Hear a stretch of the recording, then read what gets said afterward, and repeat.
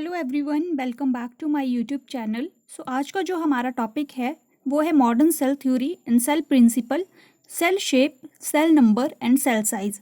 अगर आप मेरे चैनल पे नए हैं तो सबसे पहले चैनल को जरूर सब्सक्राइब कर लें, वीडियो को लाइक करना ना भूलें और अपने फ्रेंड्स के साथ ज़रूर शेयर करें। मैंने सेल एंड मॉलिक्यूलर बायोलॉजी की एक पूरी प्लेलिस्ट बनाई है, तो आप मेरे प्लेलिस्ट में जाके चेकआउट कर सकते हैं। Let's start the topic. सबसे पहले है मॉडर्न सेल थ्योरी, जिसको हम एक एक पॉइंट करके डिस्कस करेंगे। फर्स्ट पॉइंट है the body of all living beings are made up of cells and their products. Cell is the unit of structure of body of all living organism. जो living beings हैं उसकी body किससे मिलके बनी होती है? Sales और सेल के प्रोडक्ट से। ठीक है, जो लिविंग बीइंग्स की जो बॉडी है वो सेल्स और सेल प्रोडक्ट से मिलकर बनी होती है। इसलिए हम क्या बोल सकते हैं कि जो लिविंग ऑर्गेनिजम्स का बॉडी स्ट्रक्चर है उसमें क्या है? सेल प्रेजेंट होता है।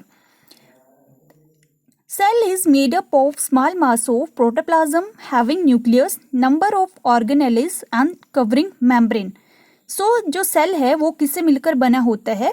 प्रोटोप्लाज्म के स्मॉल मास से। ठीक है, जिसमें क्या होता है? न्यूक्लियस होता है, नंबर ऑफ ऑर्गेनेल्स प्रेजेंट होते हैं और covering membrane.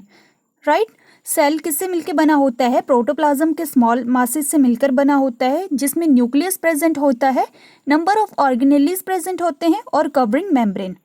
Each cell is capable of independent existence but cell organelles can not survive independently. हर एक सेल जो है वो इंडिपेंडेंट एग्जिस्ट कर सकता है। ठीक है, अकेला वो एग्जिस्ट करने के कैपेबल होता है, बट जो सेल ऑर्गेनेल्स हैं वो अकेले सर्वाइव नहीं कर सकती हैं। ठीक है, इंडिपेंडेंटली एग्जिस्टेंस उसमें नहीं होती है, वो अकेले सर्वाइव नहीं कर सकती हैं, बट सेल जो है वो अकेले सर्वाइव कर सकता है। All the cells have fundamental similarities in structure, chemical composition and basic metabolic reaction.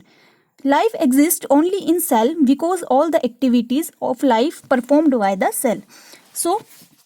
हर एक सेल में क्या होती है? कुछ फंडामेंटल सिमिलैरिटीज होती हैं। अब ये जो फंडामेंटल सिमिलैरिटीज हैं वो कैसे देखी जा सकती हैं? या तो वो स्ट्रक्चर में सेम होंगे, केमिकल कंपोजिशन में सेम होंगे और उनका बेसिक मेटाबॉलिक रिएक्शन भी सेम होगा।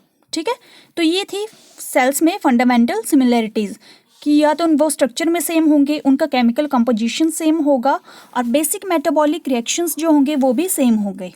लाइफ जो है वो सिर्फ सेल में ही एग्जिस्ट होती है, क्योंकि लाइफ की जो भी एक्टिविटीज़ होती हैं वो सेल ही उसको परफॉर्म करता है। ठीक है, new sales arise from pre existing cells through division.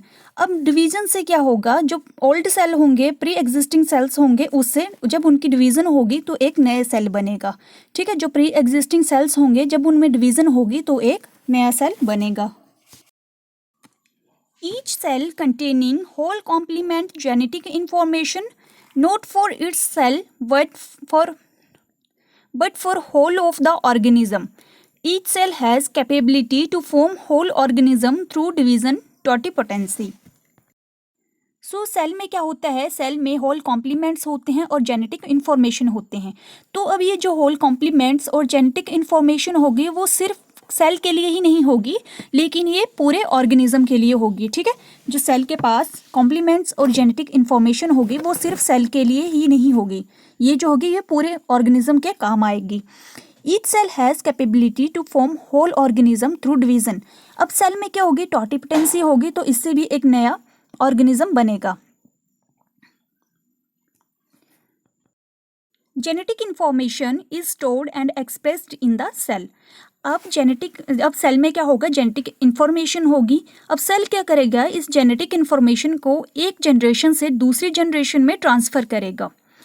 All the cells of present day organism had evolved from primitive cells of the past. They have common ancestor. The cells of individuals get transformed structurally and functionally to perform function. For example, loss of centriole in nerve cell, loss of nucleus in mammalian cell and formation of sperm. अब जो present day के जो organism है उनमें जो sales हैं वो उसमें क्या इवॉल्व्ड हैं? कहाँ से वो आए हैं सेल? वो आए हैं primitive cells of the past, जो पास्ट के जो प्रिमिटिव सेल्स थे वहाँ से, और उनमें क्या है? कॉमन एंसेस्टर्स हैं। The cells of individuals get transformed structurally and functionally to perform function. और सेल जो है वो इंडिविजुअली अपने फंक्शन को जो है वो परफॉर्म करता है। फॉर एग्जाम्पल क्या है इसमें, loss of centriole in nerve cell में सेंट्रियोल को लॉस को देख सकते हैं। Loss of nucleus in mammalian cell में न्यूक्लियस का लॉस देख सकते हैं। एंड स्पर्म की formation. Cells contain homeostasis and their internal environment remain equivalent to outer environment. So cell में क्या होती है, होम्योस्टेसिस होती है और जो उनका इंटरनल एनवायरनमेंट है वो आउटर एनवायरनमेंट के इक्विवेलेंट रहता है। ठीक है। नो ऑर्गेनिजम्स और ऑर्गन्स और सेल्स और टिश्यूज, ठीक है, can have any activities without cell.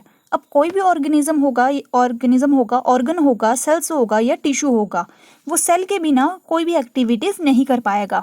ठीक है। जो ऑर्गेनिज्म, ऑर्गन, सेल्स और टिश्यू है वो सेल के बिना अपनी कोई भी एक्टिविटी नहीं कर पाएगा। A cell have full genetic information coded in their DNA. हर एक सेल में क्या होगा, जेनेटिक इंफॉर्मेशन होगी, लेकिन वो जेनेटिक इंफॉर्मेशन कैसे होगी, वो डीएनए में कोडेड होगी। But each cell type uses part of information which is required for special structure and function. अब सेल जो है वो उसी पार्ट का यूज़ करेगा, इंफॉर्मेशन के उसी पार्ट का यूज़ करेगा जिसकी ज़रूरत होगी, विच आर रिक्वायर्ड, जिसकी जो होगी वो ज़रूरत होगी। A cell has definite life span. Cell की जो होती है वो एक डेफिनेट लाइफ स्पैन होती है। अब इसमें जो है वो कुछ ऑब्जेक्शंस भी हैं। Nucleus is absent in prokaryotes and mature RBCs. Nucleus जो है वो प्रोकैरियोट्स और मैच्योर आरबीसीज में एब्सेंट होता है। Prokaryotes lack number of cell bounded organelles that are present in eukaryotes. अब जैसे मैंने आपको स्टार्टिंग में प्रोकैरियोट्स और यूकैरियोट की डिफरेंस भी बताया था, तो आप उसमें जाके भी चेकआउट कर उसको भी देख सकते हैं। सो प्रोकैरियोट्स में जो है वो सेल बाउंडेड ऑर्गेनेल्स नहीं होती हैं, और ये सेल बाउंडेड ऑर्गेनेल्स जो हैं वो यूकैरियोट्स में प्रेजेंट होती हैं। Viruses do not obey this theory of cell lineage. Virus जो हैं वो इस सेल लीनिएज की थ्योरी को ओबे नहीं करते हैं। A number of nuclei present in cell without septum, that is coenocytic condition, found in Vaucheria Xanthophyceae family का है। सो ये था आपका टॉपिक मॉडर्न सेल थ्योरी का। इसके बाद है सेल साइज। जनरली जो सेल साइज होता है वो मिनिमम 0.2 माइक्रोमीटर हो सकता है और मैक्सिमम जो है वो 2 माइक्रोमीटर हो सकता है। स्मॉलेस्ट सेल जो है वो किस में ऑब्जर्व किया गया था, वो था PPLO, that is pleuropneumonia like organism. या आपको एज एन MCQ भी इसकी फुल फॉर्म पूछ सकते हैं। और माइकोप्लाज्मा जेलीसेप्टिकम। ठीक है। PPLO और Mycoplasma gallisepticum are known as joker of plant kingdom. इसको प्लांट किंगडम का जो है वो जोकर भी बोला जाता है। तो ये भी आपको 1 मार्क्स का क्वेश्चन आ सकता है कि joker of the plant kingdom is known as. ठीक है। Due to absence of cell wall this organism changes their size, shape and form, also known as cell wall-less prokaryotes or pleuromorphic. This causes pneumonia which is a respiratory disorder.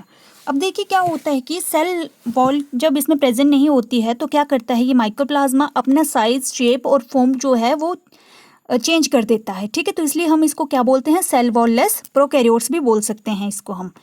Largest cell is an egg of ostrich. Smallest जो था वो PPLO है और जो largest cell है वो किस में है, एग का ऑस्ट्रिच का एग। ठीक है। तो इसका साइज भी आपको दिया है। Bacteriophages and viruses are still smaller in size. जो बैक्टीरियोफेजेस हैं और वायरसेस हैं वो भी स्मॉल साइज के होते हैं, but can not be consider as cell. लेकिन उनको जो है वो सेल के रूप में उसको कंसीडर नहीं किया जाता है, because of sub cellular nature, क्योंकि उनका जो है सब सेलुलर नेचर होता है। Acetabularia is a unicellular green algae. जो एसिटाबुलेरिया है वो क्या है, यूनिसेलुलर ग्रीन एल्गे है, जिसका कितना साइज होता है 6 to 10 centimetre long in the largest plant cell. Plant cell में वो सबसे क्या है, लार्जेस्ट है, जिसका साइज जो है वो 6 to 10 सेंटीमीटर है। लॉन्गेस्ट प्लांट सेल आर, जो लॉन्गेस्ट प्लांट सेल है वो डेड स्क्लेरेनकाइमेटस फाइबर है। कुछ प्लांट्स में जूट फाइबर की बात करें तो इसका साइज है 30 to 90 centimetre in range. Hemp fibre जिसको कैनविस सेटाइवा बोलते हैं, इसका है अबाउट 1 मीटर। तो जो सेल साइज की बात करते हैं इसमें आपको लॉन्गेस्ट, लार्जेस्ट, स्मॉलेस्ट यही बताना होता है कि कौन सा लॉन्गेस्ट है, प्लांट्स में कौन सा है, बैक्टीरिया में क्या है, वायरसेस में क्या है, ठीक है। तो इसमें जो है यही डिस्कस करना होता है। In the animal cell, human cell की बात करें, nerve fibre is the longest up to 90 centimetre. जो नर्व फाइबर है वो कितना है, लॉन्गेस्ट है वो 90 सेंटीमीटर। स्मॉलेस्ट ह्यूमन सेल जो है वो ब्लड प्लेटलेट्स हैं, दैट इज 2 to 3 mm, ठीक है। तो इसके बाद है, देखिए कि सेल शेप में जो हमने बात की वो था स्मॉलेस्ट पीपीएलओ, लार्जेस्ट जो था वो था एग ऑस्ट्रिच, लॉन्गेस्ट प्लांट में हमने बात कर ली है जूट फाइबर, हेम फाइबर की। सो देख इसके बाद है सेल नंबर। तो सेल नंबर और सेल शेप जो हैं वो हम नेक्स्ट लेक्चर में डिस्कस करेंगे। अगर आपको इस लेक्चर से रिलेटेड कोई भी क्वेरी हो तो आप मेरे को ईजिली कमेंट करके बता सकते हैं। अगर आपको लेक्चर अच्छा लगा हो तो लाइक करना ना भूलें और अपने फ्रेंड्स के साथ ज़रूर शेयर करें। Thanks for watching, keep spotting, thank you so much.